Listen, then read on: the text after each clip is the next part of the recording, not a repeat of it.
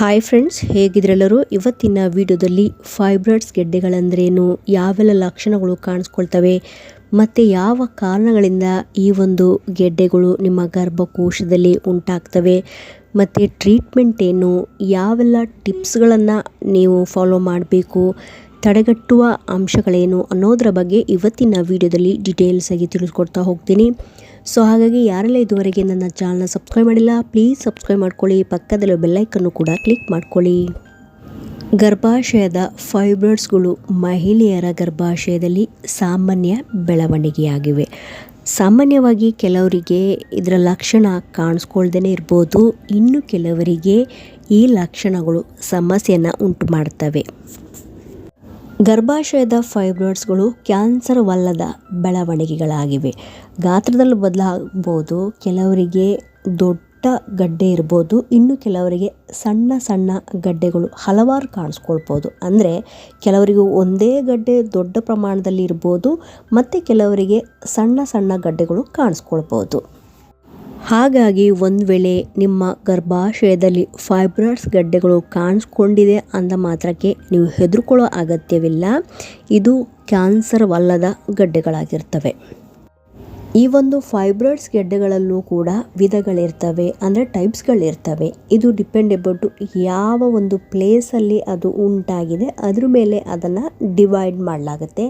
ಈ ಒಂದು ಚಿತ್ರದಲ್ಲೂ ಕೂಡ ನೀವು ಗಮನಿಸ್ಬೋದು ಎಲ್ಲೆಲ್ಲಿ ಫೈಬ್ರಾಯ್ಡ್ಸ್ ಗೆಡ್ಡೆಗಳು ಉಂಟಾಗುವಂಥ ಸಾಧ್ಯತೆಗಳಿರ್ತವೆ ಅನ್ನೋದನ್ನು ಈ ಒಂದು ಚಿತ್ರದ ಮೂಲಕ ನೀವು ತಿಳ್ಕೊಬೋದು.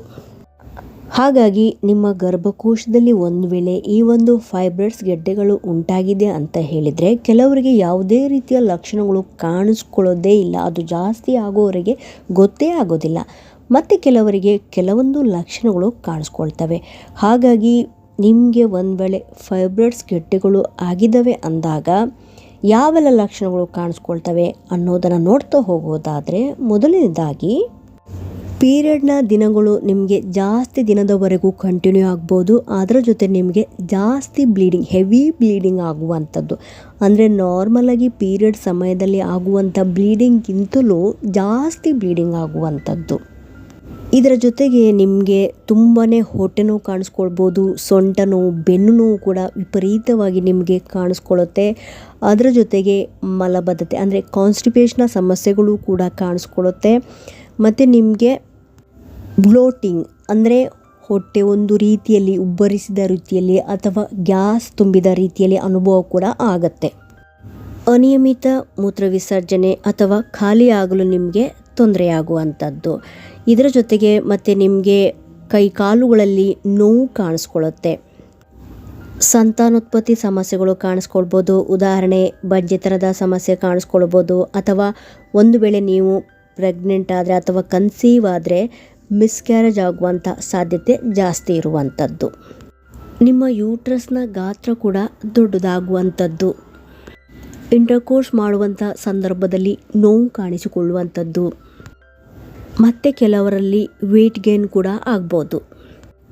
ತಲೆ ಸುತ್ತು ಕಾಣಿಸ್ಕೊಳ್ಬೋದು. ಅನೀಮಿಯಾ ಅಂದರೆ ರಕ್ತಹೀನತೆಯಿಂದನೂ ಕೂಡ ಕೆಲವರು ಬಳಲ್ಬೋದು. ತುಂಬಾ ಸುಸ್ತು ಕಾಣಿಸ್ಕೊಳ್ಬೋದು.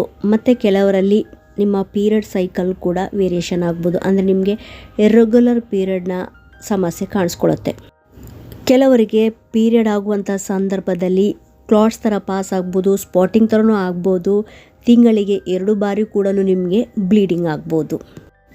ಇವಾಗ ಒಂದು ವೇಳೆ ನೀವೇನಾದರೂ ಫೈಬ್ರಾಯ್ಡ್ಸ್ ಇದ್ದೂ ಅದರ ಜೊತೆಗೆ ಏನಾದರೂ ನೀವು ಕನ್ಸೀವ್ ಆದರೆ ಆ ಒಂದು ಸಂದರ್ಭದಲ್ಲಿ ಕೆಲವರಿಗೆ ಯಾವುದೇ ರೀತಿ ಸಮಸ್ಯೆ ಆಗೋದಿಲ್ಲ. ಮತ್ತು ಕೆಲವರಿಗೆ ಏನಾಗುತ್ತೆ ಅಂತ ಹೇಳಿದರೆ ಪ್ರೆಗ್ನೆನ್ಸಿಯ ಟೈಮಲ್ಲೂ ಕೂಡ ಅವರಿಗೆ ಸಮಸ್ಯೆ ಆಗ್ಬೋದು, ಅವರು ಆ ಒಂದು ಪ್ರೆಗ್ನೆನ್ಸಿ ಜರ್ನಿಯಲ್ಲಿ. ಮತ್ತು ಕೆಲವರಿಗೆ ಏನಾಗುತ್ತೆ ಅಂತ ಹೇಳಿದರೆ ಡೆಲಿವರಿ ಆಗುವಂಥ ಸಂದರ್ಭದಲ್ಲೂ ಕೂಡ ಸಮಸ್ಯೆ ಆಗುವಂಥ ಸಾಧ್ಯತೆಗಳಿರ್ತವೆ. ಹಾಗಾಗಿ ನೀವು ಹೆದರ್ಕೊಳ್ಳುವಂಥ ಅವಶ್ಯಕತೆ ಇಲ್ಲ. ಒಂದು ವೇಳೆ ನೀವು ಫೈಬ್ರಾಯ್ಡ್ ಇದ್ದು ಕನ್ಸೀವ್ ಆದರೆ ನಿಮಗೆ ಡಾಕ್ಟ್ರು ಯಾವ ರೀತಿ ಅದನ್ನು ಕಂಟಿನ್ಯೂ ಮಾಡಬೇಕು ಮತ್ತು ಅದರದ್ದು ಗಾತ್ರ ಕೂಡ ಅವರು ಪ್ರತಿ ಸರಿನೂ ಅವರು ಚೆಕ್ ಮಾಡ್ತಾ ಇರ್ತಾರೆ. ಹಾಗಾಗಿ ಅದ್ರ ಬಗ್ಗೆ ನೀವು ಟೆನ್ಷನ್ ಮಾಡುವ ಅಗತ್ಯವಿಲ್ಲ. ನೀವು ಡಾಕ್ಟ್ರು ಯಾವ ರೀತಿ ಅಡ್ವೈಸ್ ಕೊಡ್ತಾರೆ ಅದನ್ನು ನೀವು ಕರೆಕ್ಟಾಗಿ ಫಾಲೋ ಮಾಡಬೇಕಾಗತ್ತೆ. ಇಷ್ಟೋ ತನಕ ಲಕ್ಷಣಗಳ ಬಗ್ಗೆ ನಾನು ತಿಳಿಸ್ಕೊಟ್ಟೆ. ಇವಾಗ ಈ ಒಂದು ಗರ್ಭಾಶಯದ ಫೈಬ್ರಾಯ್ಡ್ಗಳು ಬೆಳವಣಿಗೆ ಆಗಲಿಕ್ಕೆ ಯಾವೆಲ್ಲ ಕಾರಣಗಳಿರ್ತವೆ ಅಂತ ನೋಡ್ತಾ ಹೋಗೋದಾದರೆ, ಮೊದಲನೇದಾಗಿ ಹಾರ್ಮೋನುಗಳಿಂದ. ಕೆಲವು ಸಂಶೋಧನೆಗಳ ಪ್ರಕಾರ ಈಸ್ಟ್ರೋಜನ್ ಮತ್ತು ಪ್ರೊಜೆಸ್ಟರಾನ್ 2 ಪ್ರಾಥಮಿಕ ಸ್ತ್ರೀ ಹಾರ್ಮೋನುಗಳಾಗಿರ್ತವೆ. ಗರ್ಭಾಶಯದ ಫೈಬ್ರಾಯ್ಡ್ಗಳ ಬೆಳವಣಿಗೆಯಲ್ಲಿ ನಿರ್ಣಾಯಕ ಪಾತ್ರವನ್ನು ವಹಿಸ್ತವೆ. ಋತುಬಂಧದ ನಂತರ ಈ ಒಂದು ಹಾರ್ಮೋನುಗಳ ಮಟ್ಟಗಳು ಕಡಿಮೆಯಾದಾಗ ಫೈಬ್ರಾಯ್ಡ್ಸ್ಗಳು ಕುಗ್ತವೆ. ಸೆಕೆಂಡ್ ಒನ್ ಜೆನೆಟಿಕ್ ಫ್ಯಾಕ್ಟರ್ಸ್ ಇರ್ಬೋದು. ಗರ್ಭಾಶಯದ ಫೈಬ್ರಾಯ್ಡ್ಗಳ ಕುಟುಂಬದ ಇತಿಹಾಸ ಹೊಂದಿರುವ ಮಹಿಳೆಯರಲ್ಲೂ ಕೂಡ ನೆಕ್ಸ್ಟ್ ಏನು ಫೈಬ್ರಾಯ್ಡ್ಸ್ ಆಗುವಂಥ ಸಾಧ್ಯತೆಗಳು ಇರ್ತವೆ. ಏನಾದರೂ ನಿಮ್ಮ ಫ್ಯಾಮಿಲಿಯಲ್ಲಿ ಏನಾದರೂ ಈ ರೀತಿ ಹಿಸ್ಟ್ರಿ ಇದ್ದರೆ ನಿಮಗೂ ಕೂಡ ಬರುವಂಥ ಸಾಧ್ಯತೆಗಳಿರ್ತವೆ. ವಿಟಮಿನ್ ಡಿ ಡಿಫಿಷಿಯನ್ಸಿ ಇದ್ದರೆ, ಹೈ ಬ್ಲಡ್ ಪ್ರೆಷರ್ ಇದ್ದರೆ, ನೀವೇನಾದರೂ ಬರ್ತ್ ಕಂಟ್ರೋಲ್ ಪಿಲ್ಸನ್ನು ತೆಗೆದುಕೊಳ್ತಾ ಇದ್ದರೆ ಅಂಥವರಲ್ಲೂ ಕೂಡ ಈ ಒಂದು ಫೈಬ್ರಾಯ್ಡ್ಸ್ ಗೆಡ್ಡೆಗಳು ಕಾಣಿಸಿಕೊಳ್ಳುವಂಥ ಸಾಧ್ಯತೆಗಳಿರ್ತವೆ. ತುಂಬ ದಪ್ಪ ಇದ್ದವರಲ್ಲೂ ಕೂಡ ಅಂದರೆ ಸ್ಥೂಲಕಾಯತೆ ಈ ರೀತಿ ಇದ್ದವರಲ್ಲೂ ಕೂಡ ಸಮಸ್ಯೆ ಕಾಣಿಸಿಕೊಳ್ಳುವಂಥ ಸಾಧ್ಯತೆ ಇರುತ್ತೆ.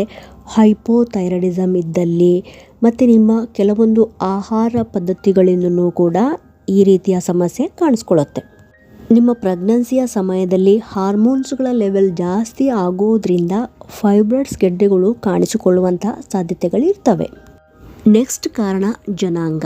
ಇತರ ಜನಾಂಗೀಯ ಗುಂಪುಗಳ ಮಹಿಳೆಯರಿಗಿಂತ ಅಮೇರಿಕನ್ ಮಹಿಳೆಯರು ಗರ್ಭಾಶಯದ ಫೈಬ್ರಾಯ್ಡ್ಸ್ಗಳನ್ನು ಅಭಿವೃದ್ಧಿಪಡಿಸುವ ಸಾಧ್ಯತೆ ಹೆಚ್ಚಿರ್ತವೆ.